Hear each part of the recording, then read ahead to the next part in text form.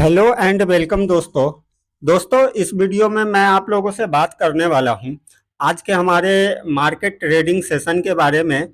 और दूसरा कि जो भी जियो पॉलिटिक्स अभी का जो सिनेरियो बन रहा है उसके बारे में मैं आप लोगों से बात करूंगा। तो जैसा कि सभी को पता ही था कि आज हमारे मार्केट में गिरावट होने वाली थी, तो ठीक वैसा ही हुआ। लेकिन ये इम्पोर्टेंट नहीं है, हमें ये देखना होगा कि आज मार्केट का थिंकिंग क्या रहा, मीन्स कि आज किस चाल से उसने ट्रेड किया है। गिरावट होगी ये तो कल के वीडियो में भी बता दिया था मैंने। आप देखो, कल जो वीडियो मैंने आप लोगों को दिया था वो ये वाला वीडियो मैंने दिया था। तो अगर आप लोगों ने देखा होगा तो ये तो सभी को पता था कि आज बड़ी गिरावट होने वाली थी। लेकिन मार्केट में आज जो गिरावट हुई तो आप निफ्टी में देख सकते हो, 246 पॉइंट की गिरावट हो गई, तकरीबन 1% से ज़्यादा की ये गिरावट रही। ये लास्ट मूवमेंट में आप पहले थोड़ा सा एक बार चार्ट देख लो। मार्केट आज जब सुबह ओपन हुआ था तो काफ़ी बड़ी गिरावट थी, गैप डाउन ओपन हुआ। और जब मार्केट 9:15 में ओपन हुआ तो पोर्टफोलियो तो इतना लाल था कि पूछो मत। मैं अपना पोर्टफोलियो का आपको बताऊं तो मेरा पोर्टफोलियो 5.5% डाउन था। लगभग जितने भी स्टॉक थे सब में 7%, 8%, 10% इस तरीके से गिरावट था। लेकिन आप देखो फिर वहां से जस्ट थोड़ी ही देर में ये यहाँ से मार्केट रिकवर कर गया और लगभग जो है ठीक ठाक ट्रेड कर रहा था। मार्केट काफ़ी संभल गया था और इस वक्त जो है पोर्टफोलियो में तकरीबन आधे परसेंट, पौना परसेंट के बीच में ट्रेड करता रहा। और उसके बाद आप इस चार्ट को आप देखो, फिर उसके बाद जो है तकरीबन 12:30 बजे के बाद से आप यहाँ पे देखो कुछ देर तो एक ही रेंज में ट्रेड किया, जो मैंने आपको बताया आधे से पौना परसेंट के बीच पोर्टफोलियो माइनस में ट्रेड करता रहा। उसके बाद आप इसमें देखो कि सडनली धीरे धीरे धीरे ये गिरते गिरते गिरते ये बिल्कुल यहाँ पे आकर के फाइनली इसने 1% से ज़्यादा के क्लोजिंग इसने दिया है। और बैंक निफ्टी की बात कर लेते हैं एक बार दोस्तों। बैंक निफ्टी भी सेम चाल से आज चला है, देखो 817 पॉइंट आज टूट गया बैंक निफ्टी भी। बैंक निफ्टी में भी सेम सिचुएशन था, आप देखो बस नीचे नीचे नीचे आता गया और 800 पॉइंट पे ये क्लोज हो गया। ठीक है, लेकिन मैं यहाँ पे एक चीज आप लोगों को बताना चाहूंगा कि अगर मेरे एक्सपेक्टेशन की बात की जाए तो आज बाजार हमारा ठीक ठाक ही परफॉर्म किया है। और अगर मैं इस वक्त अपने पोर्टफोलियो की बात करूं तो मेरा पोर्टफोलियो अभी 0.25% गिरावट में क्लोजिंग दे दिया है। तो मुझे तो आज लग रहा था कि पोर्टफोलियो में कम से कम 3 से 4% का आज गिरावट मैं मान के चल रहा था कि इतनी गिरावट तो बनती ही बनती है। तो मेरे एक्सपेक्टेशन से आज ठीक ठाक रहा परफॉर्मेंस। तो क्यों ठीक ठाक रहा, थोड़ा सा इसको हाईलाइट कर लेते हैं दोस्तों। तो मार्केट में जैसा कि चल रहा था कि ईरान के ऊपर इजराइल अटैक कर देगा, ये रात को पूरी संभावना था, लेकिन ऐसा कुछ अटैक अभी तक हुआ नहीं है। लेकिन वही है, धमकी देने का दौर अभी जो चल रहा है वो अभी बरकरार है। तो इस वजह से ज्यादा कुछ हुआ नहीं। दूसरा क्या है कि क्रूड ऑयल ने दोस्तों थोड़ा सा सपोर्ट किया, क्योंकि क्रूड ऑयल में बढ़ने के बजाय आज 1% की गिरावट के साथ आज ट्रेड कर रहा था, चाहे वो बेंट हो या फिर WTI हो या नेचुरल गैस, ये सभी अभी गिरावट के साथ ट्रेड कर रहा था। तो बिल्कुल ज़्यादा कुछ सीरियस मैटर दिखा नहीं, तो थोड़ा सा बाजार संभल के ट्रेड किया। और दूसरा एक और भी सपोर्ट मिला, वो है डाउ जोन्स फ्यूचर का दोस्तों। जी हाँ, फ्यूचर जब मार्केट ओपन हुआ तो उसके बाद आप देख लो कि पॉजिटिव में ट्रेड की कर रहा है, तो इसका भी एक सपोर्ट मिला।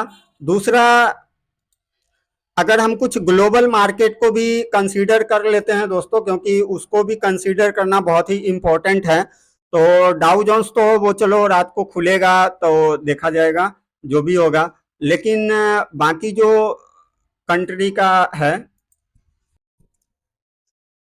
बाकी का दोस्तों ज़्यादा पूरे बाजार में कहीं कुछ ज़्यादा प्रॉब्लम दिखाई नहीं दिया, क्योंकि आप देख लो डेक्स को भी देख लो पॉजिटिव में ट्रेड कर रहा है, जो भी यूरोपियन को भी देख लो ये भी प्लस में ही ट्रेड कर रहा है।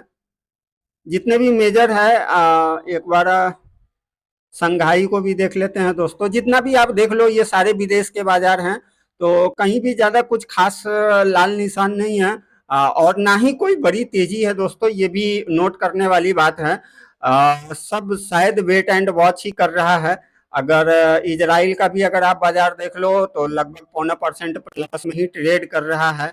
निकाई भी देख लो तो निकाई माइनस में ट्रेड कर रहा है लगभग 1%।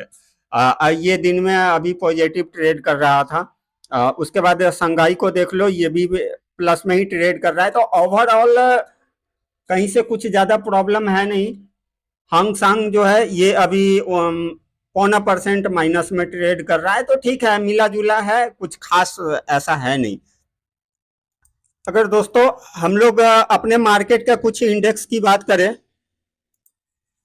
तो निफ्टी तो देख ही लिया हम लोगों ने, 1% से ज़्यादा गिरावट के साथ क्लोजिंग दिया है। नेक्स्ट 50 भी दोस्तों 1.5% से ज़्यादा गिरावट के साथ क्लोजिंग दिया है। निफ्टी 100, 200 और 500 में भी आप देखो तीनों में 1.25% की गिरावट के साथ ये क्लोजिंग दिया है। अगर मिड कैप 100 की बात की जाए तो यहाँ भी 1.5% की गिरावट हुई है। मिड कैप 50 में भी 1.5% की गिरावट है। अगर स्मॉल कैप की बात करें तो यहाँ भी लगभग 1.5% की गिरावट है। और अगर माइक्रो कैप की बात की जाए तो माइक्रो कैप देखो यहाँ 0.25% के गिरावट के साथ क्लोजिंग हुआ है। बैंक निफ्टी तो हम लोगों ने देख लिया है दोस्तों, 1.5% से ज़्यादा की गिरावट के साथ ये भी क्लोजिंग दिया है। ऑटो ठीक ठाक ट्रेड किया है, 0.25% गिरावट के साथ क्लोजिंग दिया है।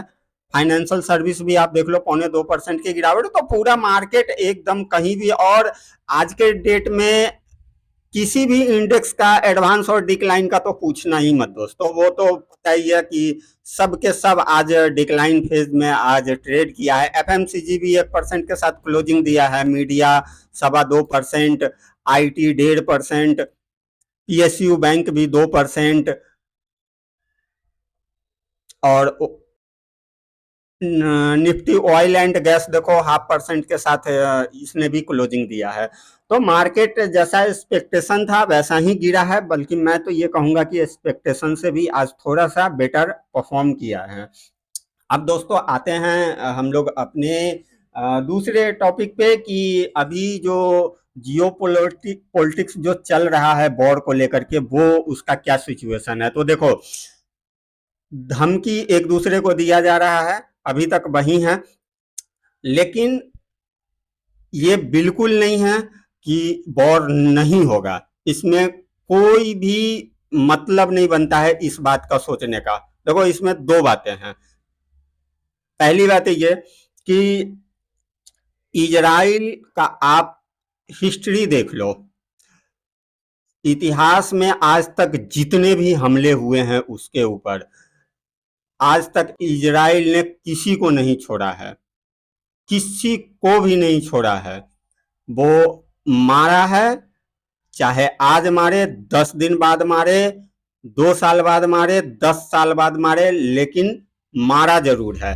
हाँ, लेकिन यहाँ पे ये कंडीशन नहीं आता है कि 2 साल बाद या 10 साल वाली कंडीशन यहाँ पे नहीं है। वो इसलिए नहीं है कि और केस में बहुत सारा सिनेरियो होता है, लेकिन यहाँ पे देखो टारगेट भी सामने है, दुश्मन है, सब कुछ सामने है, और इसको रिएक्शन भी क्विक देना है। नंबर एक बात हो गया पूरा इसका हिस्ट्री इजराइल का। दूसरा, जितने भी एक्सपर्ट है दोस्तों, एक्सपर्ट की मैं बात कर रहा हूं, देखो मुझे तो ज्यादा जियो पॉलिटिक्स या खास तौर पे ये डिफेंस को लेकर के, ठीक है, थोड़ा बहुत नॉलेज तो रहता है, क्योंकि स्टॉक मार्केट से जुड़े हुए हैं, तो ये इंफॉर्मेशन रखना भी हमारा एक पार्ट ऑफ मार्केट है, तो थोड़ा बहुत तो होता है। लेकिन इधर की छोड़ो, मैं सिर्फ एक्सपर्ट की बात कर रहा हूँ, जो डिफेंस एक्सपर्ट हैं और जो भी इकोनॉमिस्ट हैं, उनका मैं खास तौर पे बात कर रहा हूँ, चाहे वो हमारे देश से बाहर विदेश के एक्सपर्ट हो। हर एक्सपर्ट, खुद हमारे देश के ऐसे कोई भी एक्सपर्ट दोस्तों 100 में 100% होता भी है ना कि एक रेशियो, अच्छा 99% तो भाई गारंटी है, लेकिन यहाँ पे 1% वाली बात भी नहीं है। हमारे खुद के भी सारे एक्सपर्ट कह रहे हैं कि नहीं, इजराइल रुक जाए ये हो नहीं सकता है, ये करेगा, जरूर करेगा। बस ये है कि ईरान ने अटैक करने के लिए 14 दिन का समय लिया दोस्तों। 1 तारीख को अटैक किया था, उसने 14 तारीख को जवाब दिया है। अब ये कितना टाइम लेता है उसको जवाब देने के लिए, बस देखने वाली बात यही है। क्योंकि ऐसा है ना कि इजराइल का जो अटैक होगा दोस्तों, वो बहुत ही, वो कह लो प्रलय वाला ही हो सकता है। क्योंकि इजराइल का मोटिव ये बिल्कुल नहीं है कि चलो एक मिसाइल मैं मार दूं, किसी एक और कमांडर को उड़ा दूं, एक ड्रोन मार दूं, ऐसा उसका बिल्कुल भी मोटिव नहीं है। उसका मोटिव है ईरान के परमाणु सेंटर को टारगेट करना ही इसका मिशन है। और उसका टारगेट मतलब न्यूक्लियर अटैक ही होता है दोस्तों। तो अगर ये करेगा, जरूर करेगा, तो बहुत उस वक्त का सिचुएशन तो मैं भी एक्सपेक्ट नहीं कर सकता हूं, क्योंकि मुझे नहीं लगता है कि वो सिचुएशन हम लोगों में से, या मतलब कोई भी आज के मतलब जो एज ऑफ ग्रुप है वो कोई आज तक देखा नहीं है, तो इसीलिए एक्सपेक्ट करना बहुत मुश्किल की बात है। तो उस चीज को हम लोग छोड़ देते हैं दोस्तों कि उस वक्त क्या होगा। तो दोस्तों इन सिचुएशन के बीच हम इन्वेस्टरों को क्या करना है? आज जैसे बाजार गिरा तो क्या करना है? मौका है ये खरीदारी का। तो मैं यहाँ पे आपको बिल्कुल क्लियर बोलना चाहूंगा दोस्तों, बिल्कुल नहीं दोस्तों, बिल्कुल नहीं। देखो, बाजार के अंदर कभी कभी नहीं कुछ करना भी बहुत बड़ी समझदारी होती है दोस्तों। दोस्तों इस वक्त जहां तक मेरा जितना भी एक्सपीरियंस है दोस्तों, मैं उसके बेस पे कह रहा हूं, मैं कोई रजिस्टर्ड सेबी एडवाइजर बिल्कुल नहीं हूं। मैं अपने एक्सपीरियंस बेस पे कह रहा हूं कि इस वक्त आप पैसा कमाने से ज्यादा आप पैसा बचाने के ऊपर ध्यान दीजिए दोस्तों।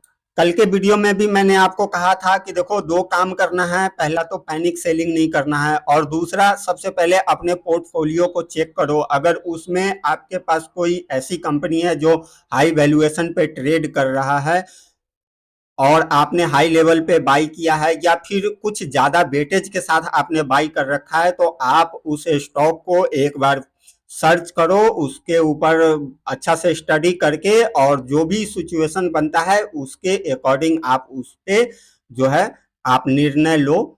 अदरवाइज पैनिक सेलिंग करने की कोई जरूरत नहीं है। रही बात खरीदारी करने का, तो मैंने आपको कल के भी वीडियो में कहा था कि 3 सेक्टर में बिल्कुल खरीदारी कर सकते हैं, डिफेंस में, इंफ्रा में और ग्रीन एनर्जी में। और मैंने उसी वीडियो में ये भी कहा था कि आप ईवी सेक्टर में भी कर सकते हैं।